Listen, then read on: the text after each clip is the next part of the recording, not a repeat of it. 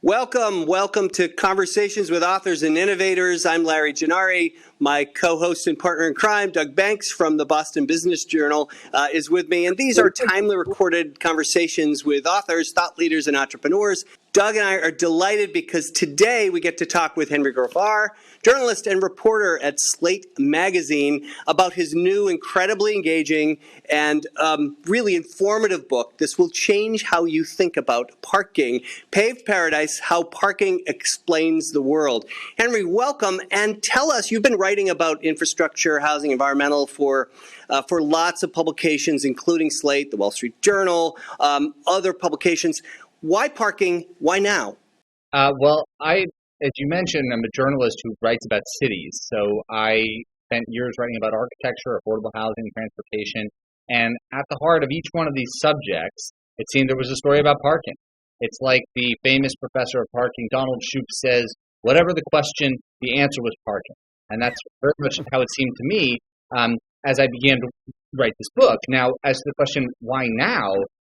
There's a tremendous amount of, and surprising to my mind, bit of activism that's focused on reforming the way we think about parking, both on our streets and in our buildings.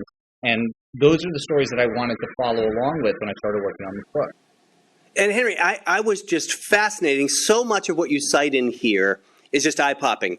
We all want parking to be convenient, accessible, free, and you tell us as readers that we have 3 times as many parking spaces as we need in the U.S. How did we get here, particularly in Boston? Well, we made a really successful push in the 1950s and 60s to ensure that no building would ever be built again without an insufficient number of parking spaces, or even with an adequate number of parking spaces. No, we wanted to be sure that everything we built would have a surplus of parking, and we succeeded. And so, while it may be hard to find parking in inner city Boston neighborhoods, in most of the metro area, it's really quite easy. And certainly in most of the United States, it's quite easy to find parking when you need it, where you need it, and frankly, for free. That was one of the things that surprised me, Henry. I mean, I am one of those guys I live in the city. I literally celebrate whenever I get street parking, like at my destination or even like within a half a block. I'm the guy who's like, that just made my day.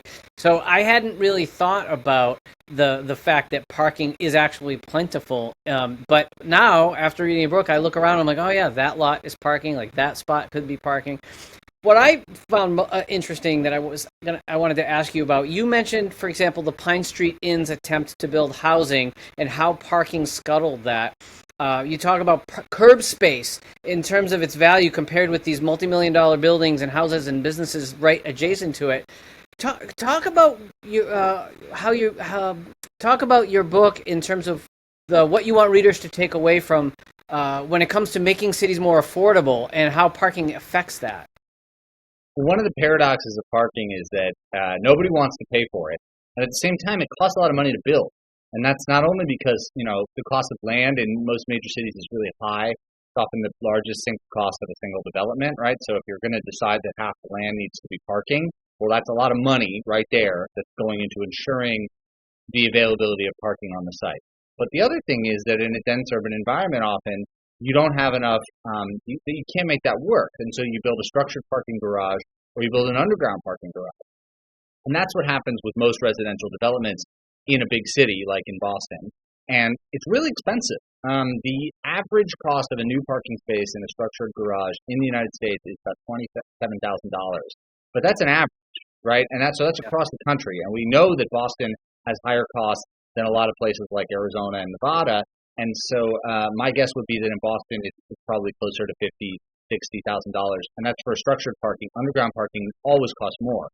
And all those costs go into the cost of housing. So if you're renting an apartment, you're buying a condo, you are paying for all that parking in an underground garage, even if you're not using it. And by the way, most of the time, and there have been studies on this, including in Metro Boston, most of the parking that gets included in these new buildings goes about half or 2/3 unused. Wow. And I loved your framing of parkitecture. So you talk a bit about how sometimes parking is just the is a more politically appropriate way for people to kill affordable housing plans. I found the chapter where you outlined the social entrepreneur, builder, affordable housing advocate in California has to end up building for half the number of units, 52 spaces, not only for the residents, but to replace the on-site parking. And it sounds like that's not an isolated incident. No, not at all. There have been very few studies of how neighbors manage to control the production of housing by demanding more parking. But it is a ubiquitous feature of American politics. And if you go to any community meeting where a new project is discussed, one of the first things that comes up is, well, what about the parking? And I get it. I think neighbors are concerned that their new neighbors will encroach on their ability to park for free on the street. And so they demand often that the new neighbors pay in exchange for their privilege of living in the neighborhood to have a giant new garage in their building. But unfortunately, one of the results of this is that we've begun to think of, frankly, new arrivals in our neighborhoods and in our cities and in our country as coming in the form of parking spaces, rather than simply being human beings who want to share a classroom with us, be our tennis partner, whatever it is. And I think that's a sad development, but that just goes to show the extent that parking has become a political third rail. And it struck me, too, that in the book, you argue that we've sort of, when you think about garage spaces and parking metered spaces, we've kind of got it exactly wrong, right? So we've got the metered spaces, which are generally going to be cheaper, and then we've got the garage spaces, which are more expensive, and we really ought to be doing this in sort of the opposite way from a policy perspective. Right. Doug mentioned earlier how there is this arbitrage between real estate prices for conventional real estate and curbside parking, which tends to be free, or if not free, goes for a few dollars on the hour. Now, you see all kinds of entrepreneurs and desperate people taking advantage of this arbitrage. You see people sleeping in parking spaces. You see people running ice cream trucks in parking spaces. Lately, we've seen all kinds of new weird businesses pop up in parking spaces, all trying to take advantage of the fact that the rent there is basically nothing, whereas the rent across the sidewalk for an equivalent space could be 10 times, 20 times as much. Now, this is naturally a situation that doesn't make a lot of sense. And one of the core places where it doesn't make sense is with parking in structured garages, right? Because the garage is nobody's first choice. And yet, the street is often, as you mentioned, cheaper than the garage. So when people drive up, their natural inclination is to drive around in circles for blocks and blocks looking for street parking, and then take the garage as a last resort because it costs more. We should really reverse those prices and have people go to the garage first at a low cost, and then the parking on the street should have a cost that reflects the fact that it's most people's first choice. And that would be a much better way of organizing. Henry, where do you think policymakers go from here? Maybe you could spend a little bit of time on the absolutely riveting chapter, Chicago. In 2008, the beginning of sort of the financial meltdown, decides that there's just an irresistible offer from a group of investors from Morgan Stanley to grab some money by selling these spaces. What could possibly go wrong? Yes, the story of the Chicago parking meter deal. One of the, I think this shocks even people who are accustomed to the dirty business of municipal politics in the United States are shocked to learn what went down in Chicago in the fall of 2008 when the city sold for 75 years all 36,000 of its parking meters.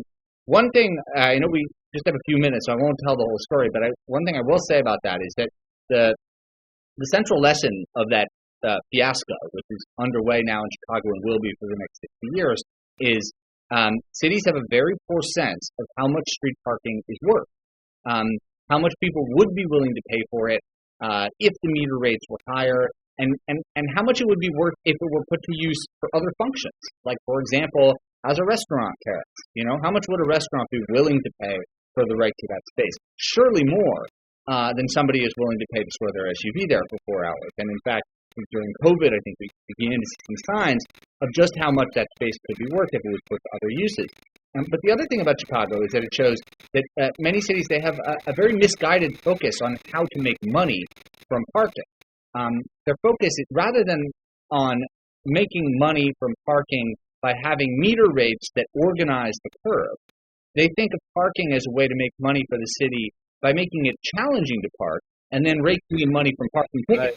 Right. And almost every city in America makes more money from parking tickets than they do from meter fees. And that's obviously backwards. And it's a terrible status quo. But you can see that a lot of cities have very little reason to try and make it easier to park because they make so much money when people park illegally.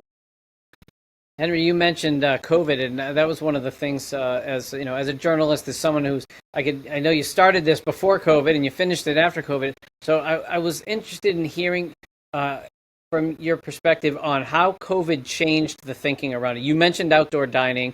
I know in Boston, in the North End, which you mentioned in your book, our Little Italy neighborhood of the North End, they had outdoor dining actually taken back this summer. So they're not offering outdoor dining this summer like they did during COVID because the residents wanted their trash removal and they wanted their parking spaces back. I'm wondering if you have sort of best practices or what you've seen in terms of outdoor dining that happened during COVID and the cities that are making the smartest choices about whether to keep it or not keep it coming out of the pandemic this summer. Well, I suppose it all depends on what you want to do with the street. I mean, it's a political question. I wouldn't presume to go in and tell anybody what the best thing to do with their street is. I think now that we've been through COVID, we can at least recognize that far from the parking being an essential feature of the restaurant's business model, which, by the way, in prior years, restaurants were among the most active businesses pushing for more parking, free parking, right, et cetera, right? And so they had this epiphany that actually, we would actually benefit from this space being used for something else. And I think that lesson is here to stay. Now, of course, on a neighborhood-by-neighborhood level, whether people decide that that's a trade-off they want to make, it's not for me to say. I do think that I've seen those restaurant patios stick around in places that you wouldn't expect it. It's not just in New York City and San Francisco. I mean, I was in Cincinnati a couple months ago, and Cincinnati has entire streets that are now closed and used for dining for the nearby restaurants. So I think it really is on a case-by-case basis, but at least we've seen proof that space does not need to be used for parking. The sky will not, in fact, fall if the city has to. Exactly. Henry, this book really, Doug and I were talking about this beforehand, this really changed our view of a lot of things: community, architecture, planning. What have you heard since the book has come out? What have you heard? Who have you heard from? What have you heard? Is it changing minds? Has it impacted future policymakers, architects, urban planners? Well, I'd say I get two types of comments, and one is people reach out to me and they say, "Hey, I'm from town X. Can you solve our parking problem?" The answer is yes, maybe. Read my book. Yes. Well, yes. Perhaps a future career as a parking consultant is in order, although there are people already do have that job, and I encourage you to reach out to them if you are having such a problem. But I think more broadly, people just say, "All right, sure, but what about my parking space? That's all well and good, but what about mine?" And frankly, I think the pitch of the book is not really change people's minds about the importance of parking in their personal lives and whether or not they should drive, but merely to recognize, and my hope is that readers recognize the trade-offs that are in play here, right? Because often you have the same people saying on the one hand, "I want less traffic," and "I want more parking." And in fact, those two things are at cross purposes. If you want less traffic, actually creating more parking is inviting more cars into the neighborhood.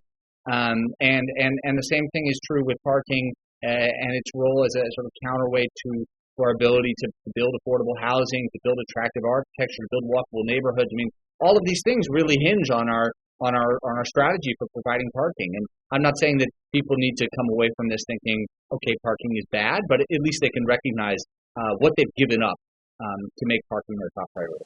It is so worth the read. I just loved it. I can't recommend it highly enough. Henry, what are you reading these days? What can you recommend to the folks who regularly listen to Authors and Innovators, our podcast here? I'm reading David Grann's book, The Wager. Probably not the first. Oh, yeah. Yeah. Shipwreck. Yeah, it's a shipwreck tale. I loved his last book, The Killers of the Flower Moon, which is being made into a movie now. And it's a thrilling read. I'm listening to it as an audiobook, and I'm in one of those situations where you start the audiobook and then you find yourself unable to put it down, so to speak. You have to go around everywhere with your headphones in. Well, I just recently finished New York 2140, which was the future book about the sea level rise taking out from Midtown down in New York that was mentioned by one of our other authors earlier this year. So I just finished that. That's fantastic. And I'm reading Furious Hours, Murder, Fraud, and the Last Trial of Harper Lee by Casey Sepp. And this is the book that was released a couple of years ago about a series of murders in Alabama that Harper Lee had covered and planned to write about in the years after To Kill a Mockingbird. She never did finish the book, so Casey Sepp tells that story along with the story of Harper Lee and her interest in true crime. I didn't know, but apparently Harper Lee helped Truman Capote write In Cold Blood. She did a lot of reporting in Kansas about that. And so you learned a lot about Harper Lee and her private life in New York as well as this really interesting serial murder case that took place. So fascinating book. Wow. Well, I'm thinking a lot about music again this summer. And following up on last year's Authors and Innovators, I want to continue to recommend people look at Susan Rogers and Ogie Gass's book, This Is What It Sounds Like.